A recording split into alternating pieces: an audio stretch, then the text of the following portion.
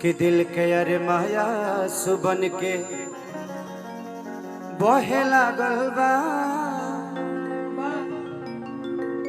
कि जवन बाती बाजू बा दिल में वो कहे लागल बा कि कहियो हल्का चोट लागे तो दर्द बहुते होते रहे रे। आज गोलियों के जख्म खेसारी सहे लागल बा। एक बहुत प्यारा सिंगर, दो लोग हैं, मैं दोनों का परिचय करा देना चाहता हूं कि मैं दोनों का फैन हूं, बड़े प्यारे हैं। आयो तार हम गाते गाते तार नाम में भूल जाइले। तार गाना इतना ना याद बा। इनका एक गाना बड़ा प्यारा में बहुत बड़ा, और एक बेंजो भी बहुत अच्छा बजाते हैं। ये कंपोजर भी बहुत प्यारे हैं, म्यूजिक डायरेक्टर भी बहुत प्यारे हैं, और गाते भी बहुत प्यारे हैं, और मैं इनको बड़ा प्यार करता हूँ। देवानंद के लिए मैं चाहता हूँ कि एक जोरदार आप लोग ताली बजाइए ऐसे कलाकारों के लिए। और अरे बाप, संगीत को कभी पैर नहीं छूना चाहिए।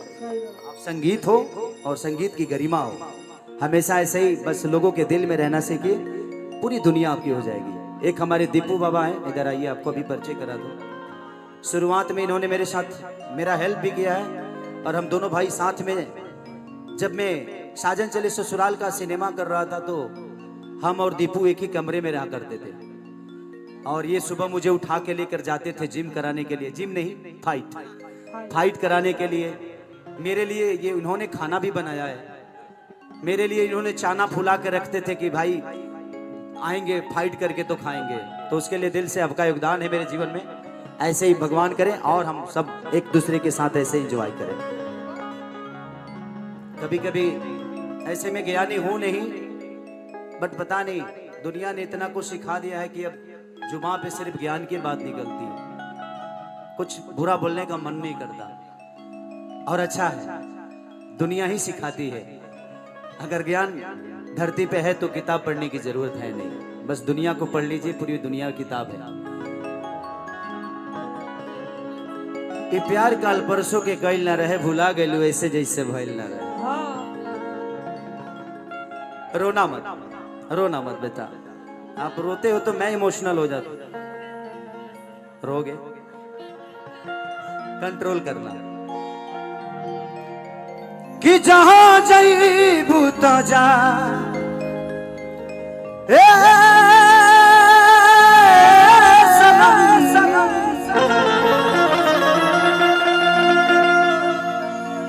देखे जिंदगी भोखा फिर जखम,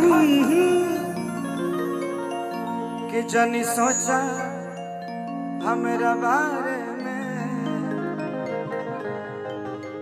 कि जनी सोचा हमारा बारे में, तोहरा खाती अब मोहिल ना रहे।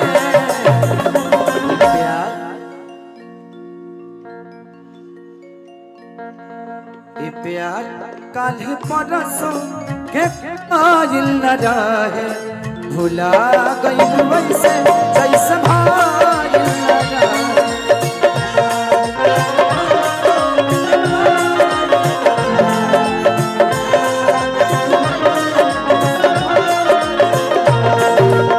प्यार काल्हि परसों के आइल न रहे, भुला गइल वैसे जैसे भाइल न रहे।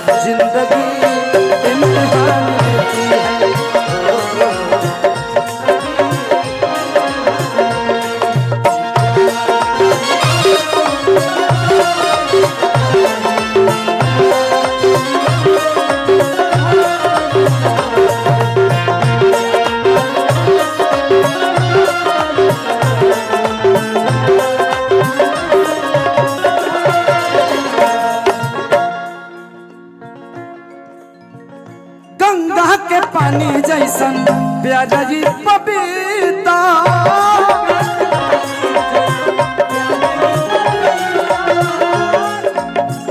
तुहरा के मनले रहनी जाने देवता पिता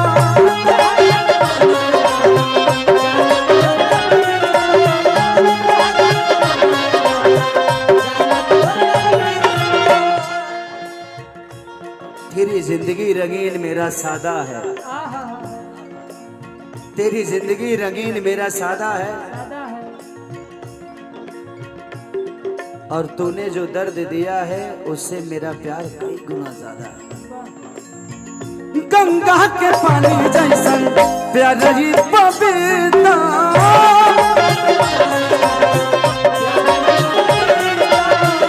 तुहरा के मनले रहनी जान देवता पिता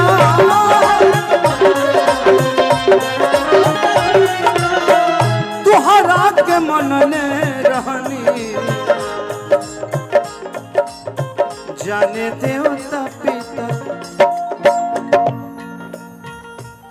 तुझसे पहले केहू दिल में हमरा सुन आइल चाहे गोइल ना लागे ये प्यार कल परसों ये कोइल ना रहे भुला गइल वैसे जैसे भाइल ना रहे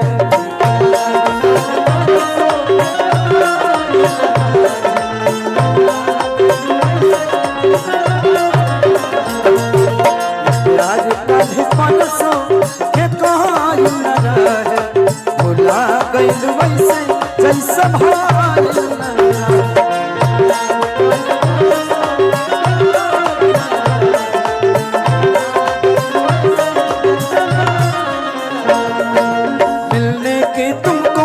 करना वादा कभी न करना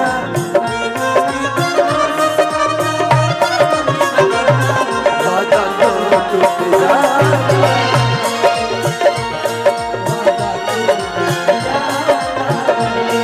वादा तो टूट जाता वादा तो टूट जाता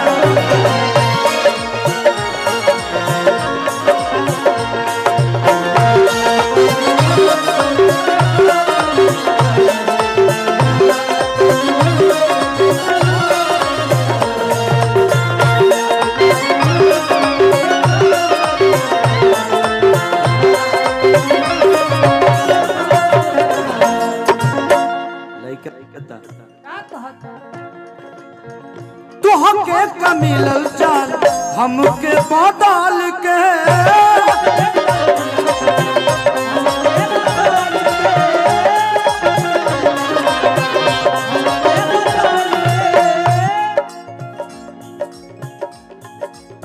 छोड़लू खेसारी चुनलू अजित हाल चल के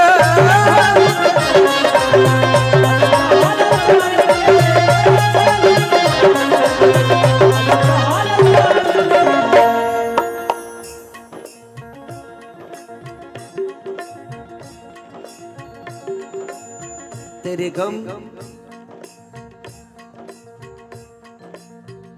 ने मुझे सबक सिखा दिया, तेरा गम ने मुझे सबक सिखा दिया। पहले तेरे प्यार में आवारा था, साला इंसान बना दिया।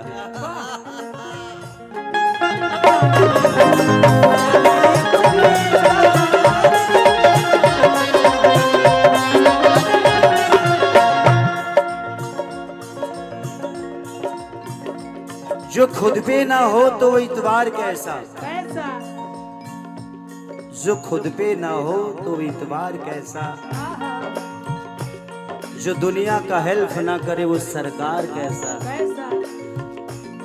आज जो पागलपंती के हद से गुजर न जाए वो प्यार कैसा। हमारा तो छोड़ी चुनलू आज चाल के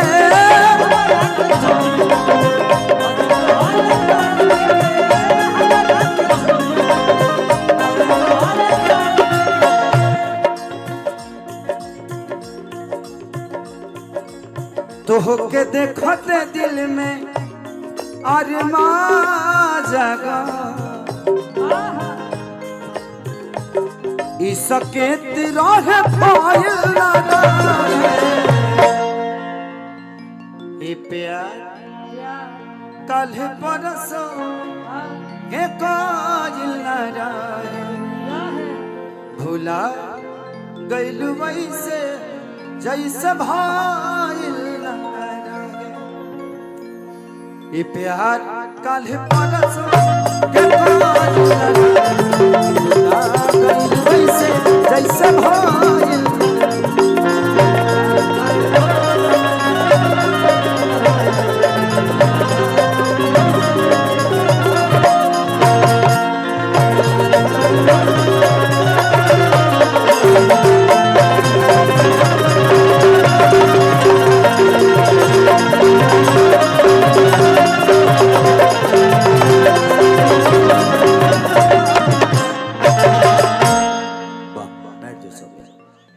थैंक यू चुम्मा